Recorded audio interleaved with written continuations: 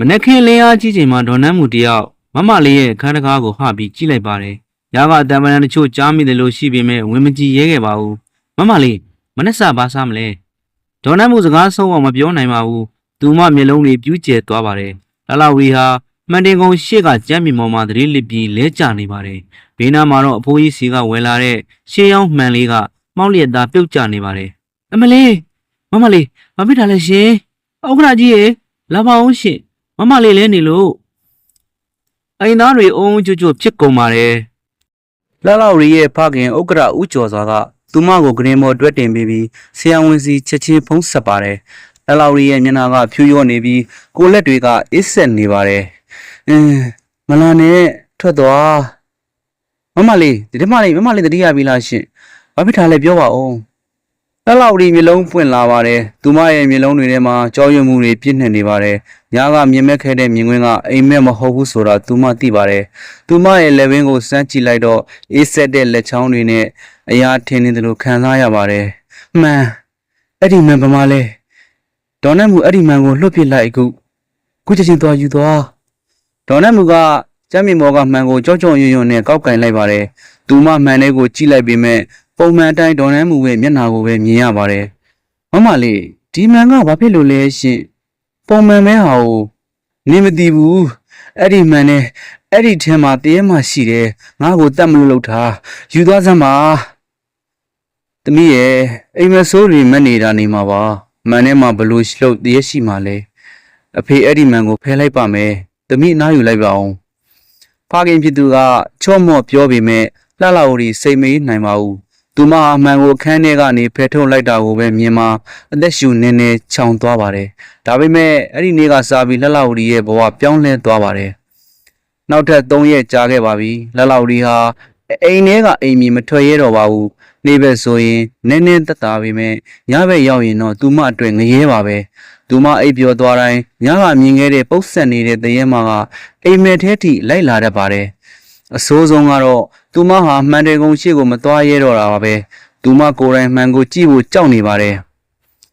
မျက်နှာတစ်ဖို့ရေချိုးခန်းနဲ့ဝင်သွားတဲ့အချိန်မှာနေရန်ကမှန်ချက်ကြီးကိုသူမရှောင်လွဲလို့မရပါဘူးလှလောက်ရီကမျက်လုံးတွေမှိတ်ပြီးမျက်နှာတက်လိုက်ပါတယ်ပြီးတော့ရဲရဲဝံ့ဝံ့မျက်လုံးဖွင့်ပြီးမှန်ကိုကြည့်လိုက်ပါတယ်အမလေးမှန်တဲ့ကလှလောက်ရီပုံရိပ်ဟာသူမရဲ့ပုံမျက်နှာမဟုတ်တော့ပါဘူး။သူမရဲ့ဝင်းပနေတဲ့အသားရည်တွေကညှို့ညစ်နေပြီးမျက်လုံးအိမ်တွေကဟောက်ပဲကြီးဖြစ်နေပါတယ်။နှုတ်ခမ်းတွေကလည်းကွဲအပ်ပြီးသွေးတွေထွက်နေသလိုပါပဲ။ဒါပေမဲ့သူမမျက်တောင်တစ်ချက်ခတ်လိုက်တဲ့အခါမှာတော့မှန်တဲ့ကပုံရိပ်ကပုံမှန်အတိုင်းပြန်ဖြစ်သွားပါတော့တယ်။ငါချောက်ချားနေတာနေမှာပါ။ငါလှနေတော့မယ်။ဟုတ်တယ်။ငါလှနေတော့မယ်။သူမကိုယ်တိုင်သူမအားပေးစကားပြောပေမဲ့အတန်ကတုံ့ကြီးနေပါတယ်။သူမမျက်နှာပေါ်ကမာနတွေဟာကြောက်ရွံ့မှုတွေနဲ့အစားထိုးခံနေရပါပြီ။လှလောက်ရီရဲ့ခြေနေကပိုဆိုးလာပါတယ်။သူမဟာအစာမစားအိမ်မပြောဖြစ်လာပြီးအရေပြားတွေကလည်းတဖြည်းဖြည်းခြောက်ကပ်လာပါတယ်။ဖခင်ဖြစ်သူကစိတ်ပူပြီးသူမကိုမြို့ကအကောင်းဆုံးစိတ်ကျန်းမာရေးဆရာဝန်စီခေါ်သွားပါတယ်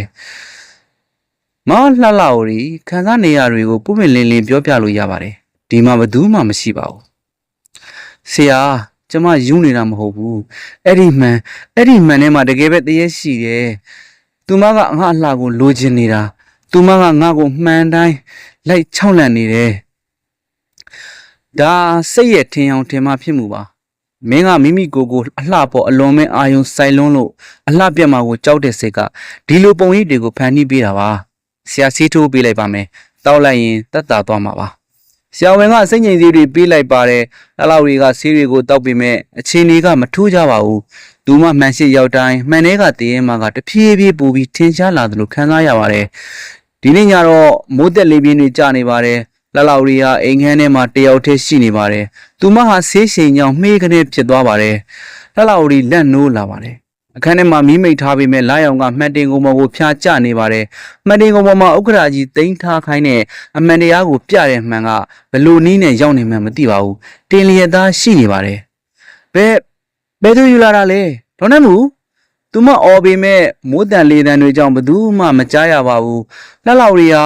စုံဘူးသလိုမျိုးမတ်တက်ရက်ပြီးမှန်တင်ကုန်းစီတဖြည်းဖြည်းရှောက်သွားပါတယ်။သူမမသွားခြင်းပေမဲ့ခြေထောက်တွေကသူမစကားကိုနားမထောင်ပါဘူး။သူမမှန်တင်ကိုရှေ့ကိုရှောက်သွားပါတယ်။မ မှန်ထဲမှာပုတ်ဆက်နေတဲ့တရဲမကပေါ်လာပါတယ်ဒီခါတော့တရဲမကမှန်မီကိုလက်နဲ့ထောက်ထားပါတယ်သူမရဲ့မျက်နှာကလှလှဝရီရဲ့မျက်နှာနဲ့အနီးကပ်နေပါတယ်လှလှဝရီနင်ပိန်လှကြီးလားနင်အလှတွေကတဖြည်းဖြည်းပျောက်ကွယ်နေပြီဆေးတွေတောက်လဲမထူးပါဘူးဟာငါ့ကိုပဲပြေးလိုက်ပါမရဘူးမရဘူးငါအလှကိုနင်မရသေးရဘူးငါကလှလှဝရီငါကအလှဆုံးလှလှဝရီရဲ့မာနကနောက်ဆုံးချိန်ထိအလျှော့မပေးပါဘူးသူမဟာမှန်တင်ကုံပေါ်ကရင်မွေးပလင်းကိုလှမ်းကန်ပြီးမှန်ကိုရိုက်ခွဲဖို့မြောက်လိုက်ပါတယ်တရဲမကထိုးချိန်မှာဟာဟာဟာ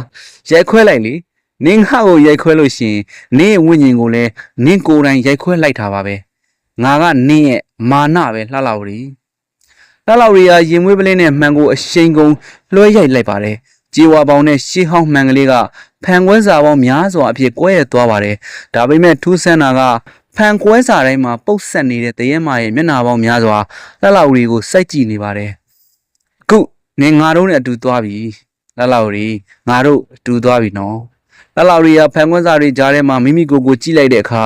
သူမရဲ့မျက်နှာဟာတဖြည်းဖြည်းပုတ်ဆက်လာပြီးအရေပြားတွေလန်ကျလာတာကိုမြင်လိုက်ရပါတယ်အာမဟုတ်ဘူးဒါမဟုတ်ဘူးဒါငါမျက်နှာမဟုတ်ဘူးလှလှရီယာကွဲရနေတဲ့ဖန်စားကွဲတွေပေါ်ကိုလဲကျသွားပါတော့တယ်သူမရဲ့သွေးတွေက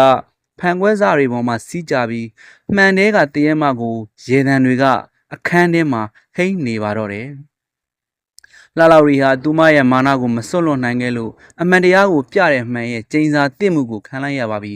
သူမတကယ်ပဲတရဲမဖြစ်သွားသလားဒါမှမဟုတ်ဒါကသူမရဲ့စိတ်ချောက်ချမှုလားကွဲ့သွားတဲ့မှန်စတွေကြားကလှလှရီရဲ့ဘဝက